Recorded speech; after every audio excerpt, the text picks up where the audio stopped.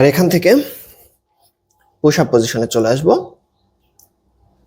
এখান থেকে হাঁটু ভাঁজ করে এভাবে সামনে আসবে, ডান কোণের কাছাকাছি, আবার পিছনে যাবে, আবার বাম পা আসবে। এভাবে আমরা কয়েকবার করব।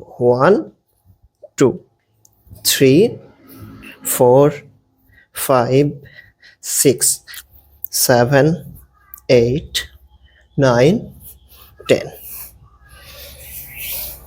এভাবে কয়েক সেকেন্ড রেস্ট করে আমরা আবার করব।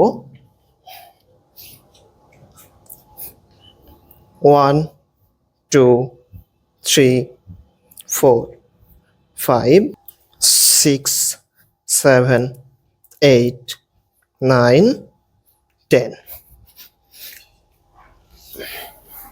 এই ব্যায়ামটি পেটের মাসলকে মজবুত করার সাথে সাথে আমাদের হাতকে শক্তিশালী করছে এবং পায়ের পেশির জন্যও কাজ করছে।